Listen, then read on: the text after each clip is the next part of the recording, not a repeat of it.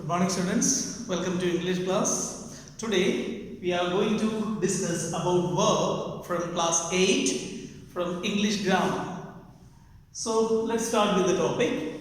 What is exactly verb and what are its functions? What are the major kinds of verbs? These are the topics that we are going to discuss in this chapter. So first of all, let's see that what are the functions of a verb. A verb can be used to describe three things. So first of all, it describes actions, and the second one it says about a condition, and third one it says about the possession. So when we take the case of this action, condition and possession, in simple way, as a trick to remember this, we can just use another three keywords: doing, being and having. So what we do: I study English, I am teaching, they are walking, she is playing. All these sentences are saying about doing. So they are considered to be actions. Then what is exactly condition? I am a teacher, you are a boy, and I am a teacher here at school, but I am a father at home, or I am a son to my mother, I am a husband to my wife. So all these are stated about my state of being, my condition. I am conditioned, or I am being in the state of a teacher now. So when I state the sentence that I am a teacher, it means that I am being in the condition of a teacher. So it says about being, a state, a condition. Next one, having. I have a car. Then I have a pen in my pocket. So all these words, these two sentences say about my having, my possession, what I have, or what are the things belong to me. So that says about belongingness or possession. Or in other words, we can say that it says about having. These are the three major functions of a verb. So verbs are used to say about doing, being and having. Or in other words, we can say that a verb describes action, and a verb can state about a condition, or a verb can say about the possession or belongingness. Now let's see the major kinds of verbs. So according to why we categorize, or why do we make them into different kinds, that we can see that major functions are just written over there. According to the function of a verb, how do we use a particular form of verb in a sentence? According to the function, we can divide that into main and auxiliary verb.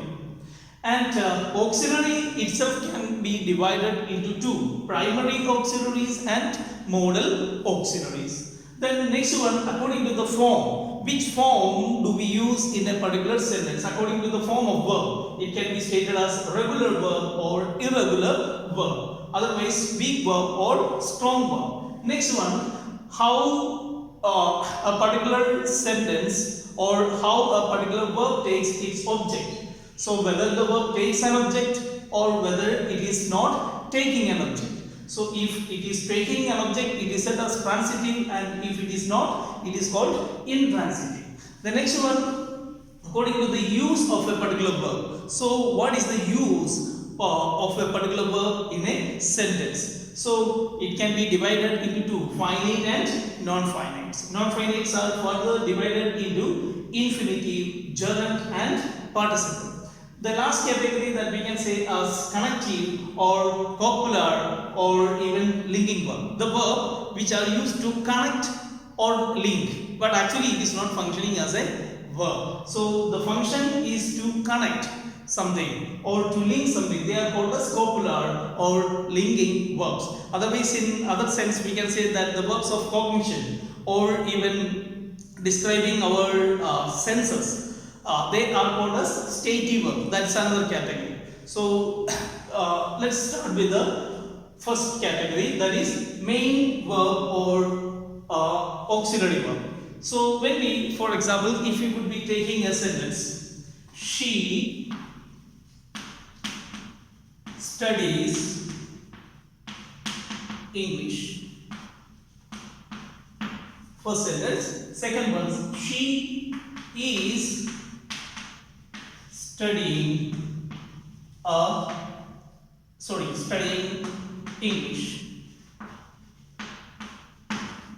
The first sentence, studies, can be said as a single verb is there. So the function of this particular verb is to function or work as a verb itself. Second one, here we can see that the verb is studying. There it can be divided into two as is and study. The first one also can be divided into two. Studies can be divided as study plus does.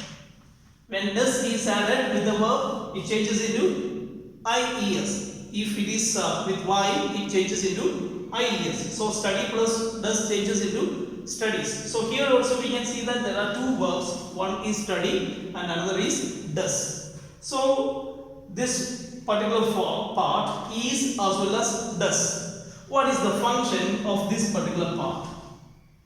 And what is the function of this one? So studying is considered as the verb itself. So the main function or principal function of the verb here is to function as a verb itself. So if a verb is considered to be or functioning as a main verb, they are called as principal verbs or main verb. Main verb or principal verbs or cardinal verbs. These are the usual terms used in grammar. So these are called as studying or study. They are considered as main verb. Then what is the function of does here?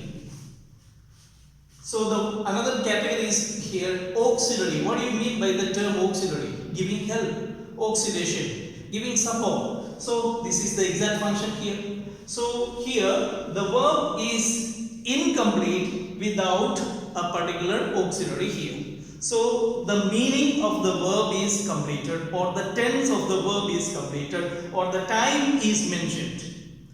So these are the functions of auxiliary. So what are the functions of auxiliary? Let's see that to mention the time, then mention the tense, and complete the meaning, and support the verb to complete these three things: tense, time, and meaning. So these three things are completed with the help of auxiliary verb. So we can see that. So here studies, if you take the case as studies or studied. So what is the difference between studies or studies then and studied? Here we can see that in the first case do is added with the main verb, and second one here we can see that does is added with the verb, and the third one here did is added with the verb. These three auxiliaries help the verb to complete the tense. I did my work. I studied English. There studied is changed into simple past tense with the help of the auxiliary did. Did plus study is equal to studied. So there did, when did is added with the verb entirely changed into past form. So we can see that the tense of the verb is decided with the help of auxiliary. Tense means it is the time of an action. So the time is also the part of the same. So whether it is past or present or future, that is decided with the help of auxiliary verb. So that the time, tense, and completion of the meaning. So these three verbs, when they add with the verb study, the meaning of this particular verb changes, the structure of the verb is changed, and the tense and time of the verb is changed. So here it completes meaning and structure. Okay, so what are the functions of auxiliary verb? As an auxiliary verb, we can see that they complete the tense and time, and they complete the structure of the verb, and they complete the meaning of the verb. So we can see that these are considered to be the major function of auxiliary verb. So when auxiliary verb is added to the main verb, the meaning of the verb is completed. So that's why we can see that main verb is a particular form of verb that stands alone and gives the meaning and function of a verb. But at the same time, auxiliary verb is an auxiliary form or helping form or supporting form. So that helps the verb to complete its tense, time, then meaning and structure. So now let's see that what are the major type of auxiliary verbs. So when we take the case of this auxiliary verb, we have already seen that auxiliary verb has three major functions to complete the tense and time, complete the structure of the verb, and it gives or completes the meaning of the verb.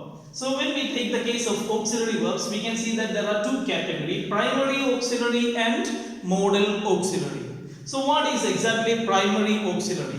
So if the primary auxiliary, if we take the case of primary auxiliary, we can see that the auxiliaries which does the function which do the function of completing the structure, then time and tense and meaning. If they are completed by the time, we can call it as primary auxiliary. The primary function of an auxiliary is done. So the auxiliaries which do the primary function of an auxiliary, they are called as primary auxiliaries. But at the same time, what is modal auxiliary? Modal auxiliary means one more function is added to modulate. Modulate what? Modulate the mood. Modulate the mood of the speaker along with this one. So that means modal auxiliaries also help us to understand what is the structure of the verb and what would be the tense and what would be the exact meaning, and along with that we can see that they modulate or they give the mood of the speaker. So when you say that can I come there, or may I come in, or could you please give me a cup of water or a cup of tea, so by the time we give a modulation of our moods. The mood is modulated, the mood is given out with the help of modal auxiliary. The spelling also you can see that M-O-D-A-L, modal. It is not M-O-D-E-L, but it is M-O-D-A-L. So it modulates, it gives out the mood of the speaker. So let's see that which are the primary auxiliaries. If we take the case of the first one, do, that is considered when we go with the tense, we can see that the first form. So it is added with the primary forms of the auxiliaries. Do has three forms: do, does, did. The first three. Then the form of be is, are, was, and were. Okay, then the forms of have, has, and had. Okay, then the forms of will, and shall. So now let's count it. How many are there? 1, 2, 3. 3 plus 5, 8. 8 plus 2, 10, 11, 12 and 13. So total 13 auxiliary forms are called as primary auxiliaries. So that the forms of do, forms of be, forms of have and forms of will. These auxiliaries are called as primary auxiliaries. So along with this one also can be used to say about the mood of the speaker. I do believe in God. When we say the same sentence, by the time we stress upon the same mood that what is my belief. So I do hereby solemnly recognize all these sentences you might have heard. I do hereby take the pledge of So usually we can see that this type of sentences are used while we take the pledge. So all these are used with the help of the same. She does come here every day, or she comes every day. That is the usual sentence. But when we say that she does come here every day, that means we stress upon the matter of her coming to school every day. So this is considered to be the structure of, the function of auxiliary as a model auxiliary. We can say that he is playing. There is used as primary auxiliary. Then he is to come here. There we are just giving the mood of compulsion. She is to come here. They are to go there. Or when we take the case, you have to complete your work, compelling someone. Then I shall is usual combination. I shall do my work. That is the usual thing. If there is possibility, then, or if it is possible, I'll do it. This is the thing. But at the same time, if you say that I will do that, I will see you, that means it is considered to be the mood of the speaker is changed. I will see you, I will show you, that in the mood of challenge, or in the mood to challenge something or someone. So we can see that when we interchange these auxiliaries, they can function as modal auxiliary. That means primarily they are used in tense. When they are used in tense, the function is as primary auxiliary, but when we vary or when we change its function to something else, by the time they modulate the mood, so by the time it changes into modal auxiliary. So we can see that what are the other forms of modal auxiliary that you have already studied, that can, the form of can and could. Then the past form of will and shall, that is would, should. Then again another one, may, might, must. Then have to, has to, had to.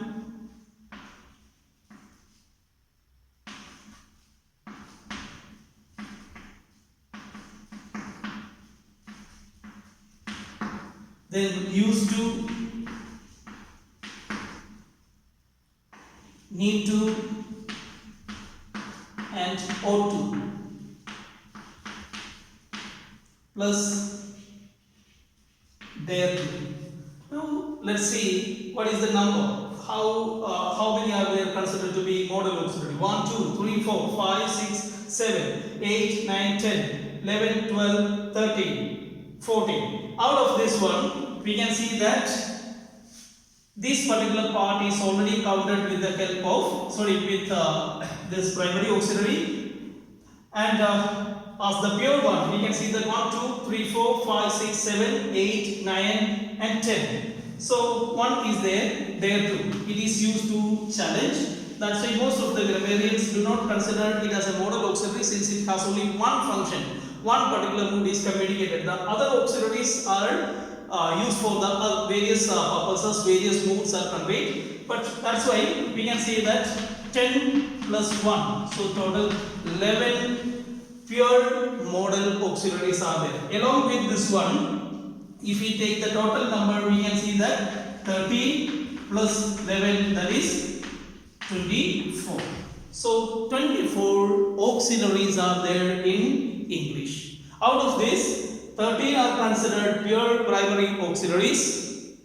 Then on modals, we can see that there are 11 modal auxiliaries. So 11 modal auxiliaries plus 13, total 24 auxiliaries are there in English. Now let's go with the next topic.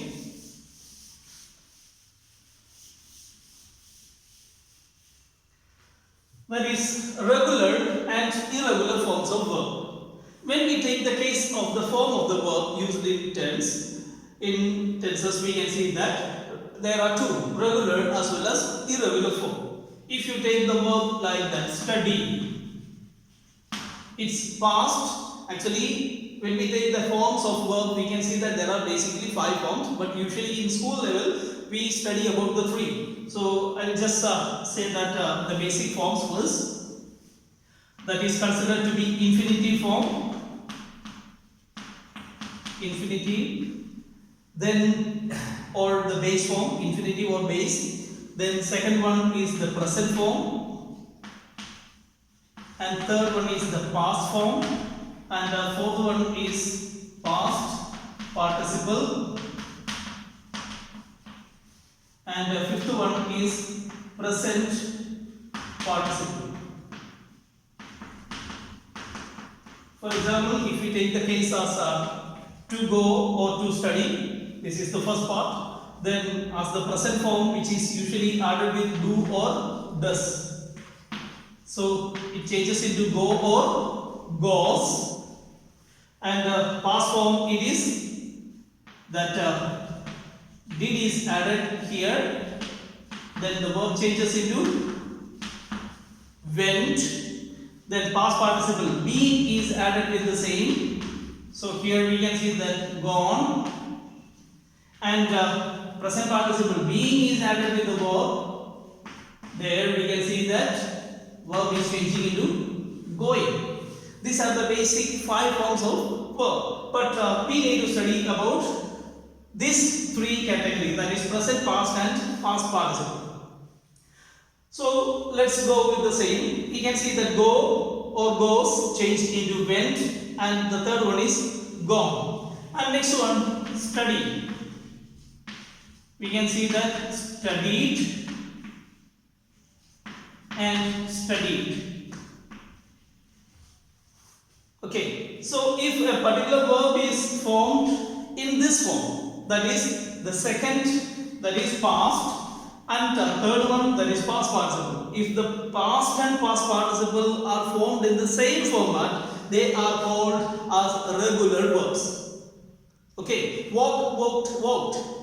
Talk, talked, talked. Think, thought, thought. All these are considered to be formed in the same format. So, if there is a regularity of formation, they are considered as regular verbs. But at the same time, we can see the first one, that is go, went, gone. 3 of these words are entirely different. If you take the case as take, took, taken, write, wrote, written. So, these verbs, we can see that they are formed in a different form. So the verbs are having difference from one form to the other. That's why they have no regularity. That's why they are called as irregular verbs. They have another name also, weak and strong. So why do we call it as weak or strong? We can see that its form is the verb study is incapable of forming the other 2 forms independent. So here we can see that this form, these 3 forms are entirely independent forms. They don't have any connection with the first word to the second or to the third. So that's why these kind of verbs are really considered strong enough. Even though they are not following any regularity, that's why they have an independent or regular, it has a definite pattern to follow. It has a particular form is there with each category. When we take the case of present, one form is there. When we go with the same verb in past, it has another form, and when we go with past participle, it has a different form. So this, when the forms are different from one to the other, we call it as irregular, but at the same time they have a strong form in each particular category. But at the same time, the other one, we can see that they don't have a regular form. They have a regular nature of following the pattern, but at the same time, they are incapable, they are interdependent to the verb to form its past and past participle. That's why they are considered as weak verbs. So now, let's go with the third form, that is according to the object. So what is an object first? What is an object? When a particular person or when a particular man or woman doing something, if there is a result generated, that result can be called as object. Or even when I do something, by the time if someone else is getting affected or getting the effect of my doing, that is also called as object. So object can be an effect. The person who would be getting affected, or the person who receives something. So these three can be called as object.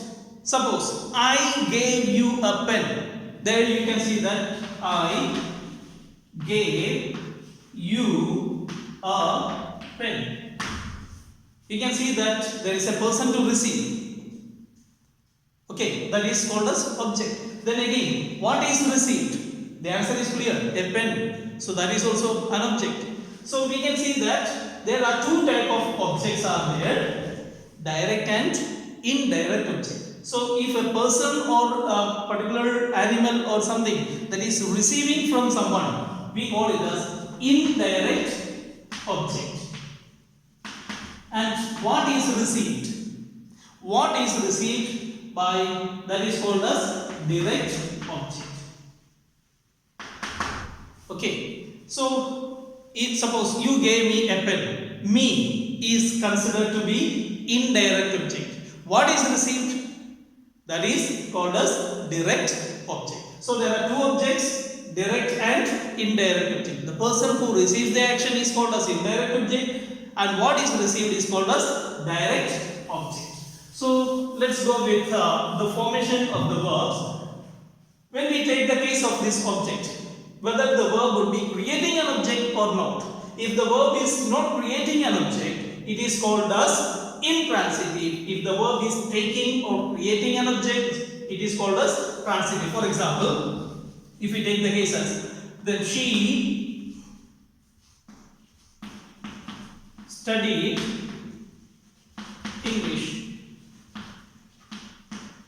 There, studied is the verb. It is called as transitive verb because there is an object. What is the object? English. What is studied? That can be reproduced, that can be remembered, that can be told. So when I write something, I wrote a sentence. So there is an effect. What is the effect? You can see that and you can read it, you can understand that. So whether you have the cognitive level, whether you would be able to understand it or whether you are able to receive it, whether you are able to see it, whether you are able to sense it, it has an effect. So if the effect is created, that is also called as object. So I studied or she studied English. English is considered to be object. So studied is considered as transitive verb. Then what is intransitive verb? The fan runs faster. So here we are comparing one fan with the other. The fan runs faster than the other. Let it be. So the fan runs. Here runs is the verb, but it does not make any effect over here. That is, running of fan is received by people, but at the same time that is not mentioned in the sentence. I am a teacher. I am being a teacher. I don't make any effect or effect upon you. You are a girl or you are a boy. Being a boy or girl, that does not make any effect or that does not make any object over there. I go to school every day. I go to school every day. Whether you would be going to school or would not be going to school, the school will remain as itself. So that means by your action, no effect could not be created. So that type of verbs are called as intransitive because that does not make any effect. Whether they would be doing or not, that particular thing which is mentioned over there in the sentence is not affected and there is no effect could be created. So they are not making any object over there. So if any object is made, we can call it as transitive, and if there is no object, we can call it as intransitive verb. Okay, now according to the use of the verb, what is the use of the verb in a sentence? How it is used? We have seen that finite verbs. Finite verbs are exactly the same as main verb. When we say a particular sentence, if the sentence states about or if the verb states about the exact duty of a verb, what is the duty of the verb? Doing, being and having. If any of these functions are stated by the verb, by the time we call it as finite verb. She is playing. Is playing is considered as a verb because It says about a doing. She is a teacher. That says about being. Is the what is the function of is? To state the condition, state of the particular person, status. Then having. I have a car. So my possession is stated over there. My belongings is stated over there. When a particular verb is functioning to state the meaning of a particular verb in a sentence, by the time we can call it as finite verb. That means if the verb is functioning as a verb itself, we can call it as finite verb. Simple. Then in other case, they are considered with, if the verb is not functioning in a sentence as a verb, they are called as non-finite. Which are the three categories? Infinitive, gerund and participle. What is the function of infinitive? Let's see that. Actually, infinitive is a function either as a noun or as an adjective. So these are the function of infinitive. I'll just show you. To swim is good to help. Here, to swim is functioning as a noun, but at the same time we can see that it is used instead of swimming. By the time we can see that when a particular word is substituting a noun, it is also functioned or it is also considered as noun. To swim is considered as a noun because it is used as the subject of the sentence.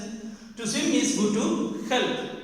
Then when we use the same, we can see that they are functioned as a noun. Then another case is there. If we take the case of gerund, what is gerund? Gerund is an ing form used as a noun. So the function of gerund is as a noun, and we can see that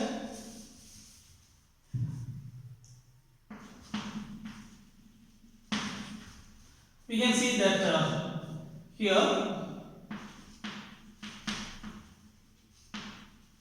swimming is a good exercise. Swimming is a good exercise. Where swimming is functioning as a noun. An ing form used as a noun in a sentence is called as gerund. Okay. Then the last category is participle. There are two type of major participles are there: present participle and past participle. Their main function is to function as an adjective. Then if we say that a speeding car stop here. Okay, they are speeding. Then another one is there.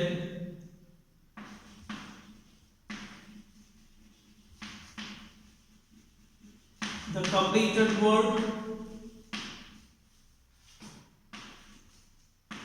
was left here. The completed work. So here we can see that car is a noun. It is stated or defined by using another word, speeding. What sort of a car? A speeding car.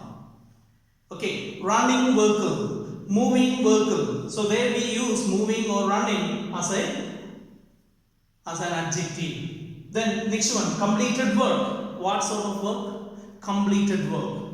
So the work, kind of work is defined by using another word, completed. So there completed is used as past participle and speeding is used as the present participle.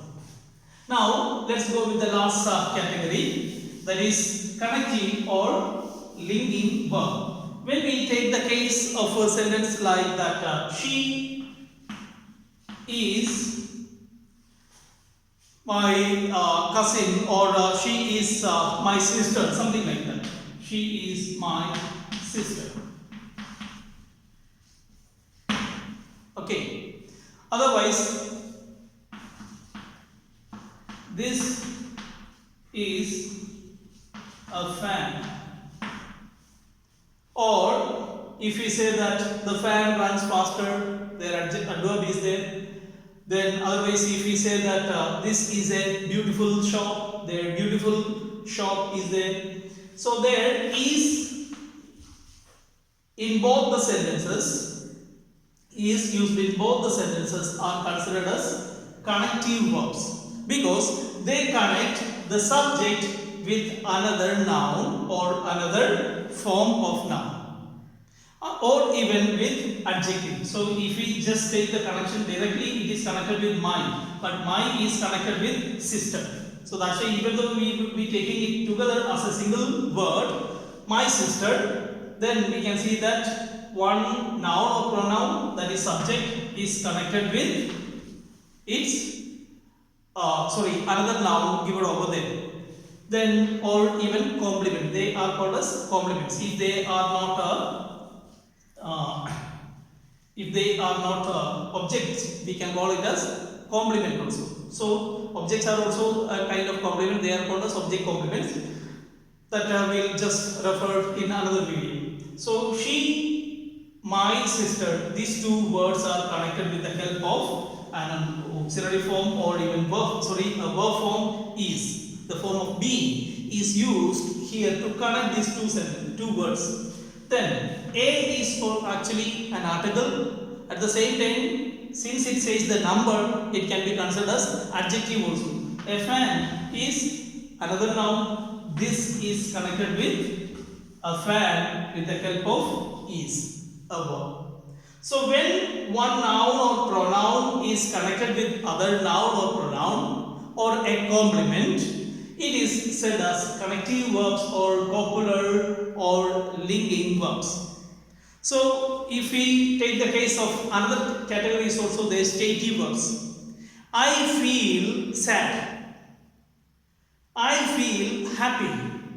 In this sentences, we can see that feel is the word that does not make any object, but at the same time, feel says about my state, my mental status, my mental state of being. So that's why they are called as stative verbs. Stative verbs are also, in one sense, we can call they are also the part of connective verbs. Smell, feel, think, or this kind of verbs, touch, see, smell, hear, all these words are considered as the stative verbs that state the condition of being or condition of our mind. So that's why they are, or even the verbs that says about our cognition, they are, as well as our cells, they are called as stative verbs. So stative verbs are also the part of copular or linking verbs.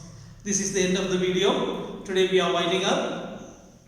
Just go through the functions of this video again, and if there is any doubt, you can call me. And stay at home and stay safe. May good God bless you. Thank you.